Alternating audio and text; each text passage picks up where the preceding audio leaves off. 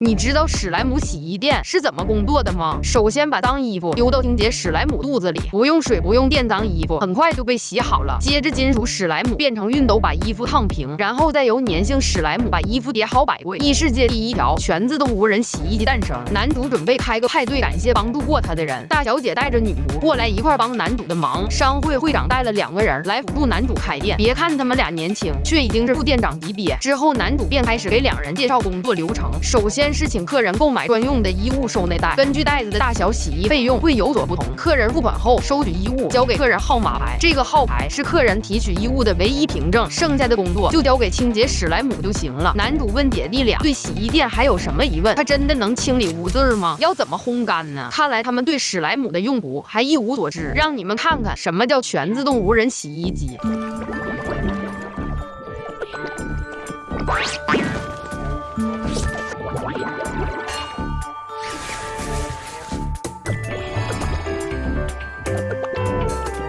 你们只需要把衣服装回袋子还给客人，因为他只是吃掉污渍，所以不需要烘干，而且目前来说还没有无法清理的污渍。之后不管男主说什么，2人都表示明白。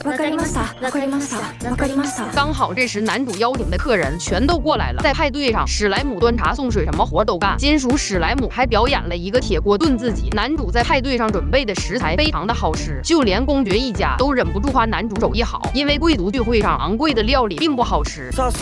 もう満腹だぜ。皆さん、デザートが焼き上がりましたわ。待ってました。デザートは別物だ。姐弟俩也终于被男主的人格魅力折服，主动请求男主留他们2个在这里工作。工業の知識が豊富な方にいていただけるのは心強いです。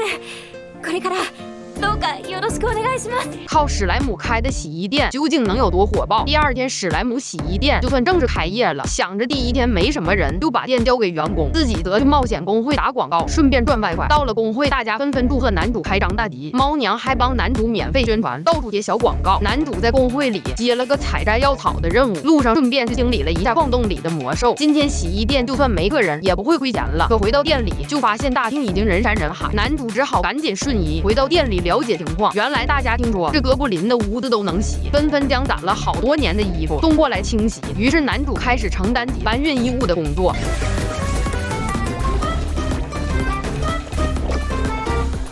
工作了1整天，姐弟俩完全没有休息过。男主心想自己绝对不能做成黑心企业，于是他告诉姐弟俩，打算立刻增加员工，大概会有4到6个人，让员工轮班休息。当天晚上就去商业工会找老婆婆帮忙，老婆婆仿佛预料到一样，答应帮他招人。没想到第2天来的客人比第1天还多，大家对史莱姆洗出来的衣服十分满意。老婆婆召集了一群会算数的人来应聘，无论男主选择谁，都能够立刻派上用场。男主很正经地向应聘者介绍了下自己，大家看男主还是个小屁孩，根本没在意。男主告诉他们，洗衣店的主力是史莱姆，想来工作的话，必须把他们当同事看待。讨厌和害怕史莱姆的人可以直接退出，还有不想在我手下工作的也可以离开。于是大部分应聘者都骂骂咧咧的走了，最后只剩下一对父女俩选择留了下来。父女俩以前是杀手，但现在已经不做了，为了赚钱才来到这座矿山干采掘工作，但遇上塌方事故，导致父亲的脚骨折了。老婆婆让男主放心，这对父女都是好人。人手不足的男主决定就雇佣他们俩了。よろしくね、店主。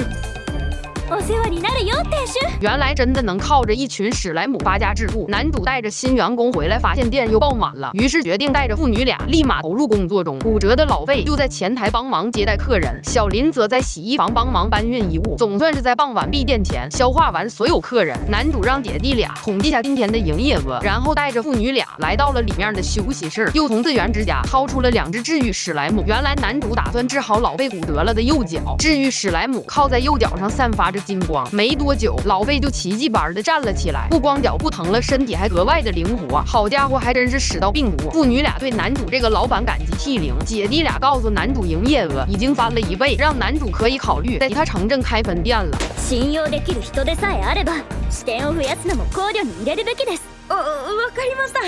頭の片隅に置いておきます。男主没告诉他们父女俩以前当过杀手，只是说他俩以前服过兵役，可以当保安，所以到时候会多给他们算1份工资。店主。何から何まで、どれだけお礼を言っても足りないね。到了第3天，排队的人都排到了街口。老费和小林对业务已经非常熟练了，可怜的金属史莱姆一个人扛下了所有。男主决定烤个披萨来犒劳下大家，4个员工轮流用餐和休息。老顾客来了，史莱姆还要提供按摩服务。第3天，全体员工集体上阵才算撑过去。统计营业额的时候，发现又翻了一番。反响这么好，以后客人会越来越多的。男主觉得还是应该再招一些员工，另外还要单独雇佣1位厨师才行。员工吃着美味的食物，更能激发干劲。于是男主又来到了老婆婆这里招人。老婆婆表示这次找的人一定让她满意。第2天一早，老婆婆就找来了4个妹子，其中3个都是从同一个村子来赚钱的，另外1个是之前在旅馆工作的厨师。1周后，男主的洗衣店终于上了正轨，8个人现在各自分工十分默契，现在已经不需要男主一直待在店里了，终于可以当个甩手掌柜、浇浇花啥的了。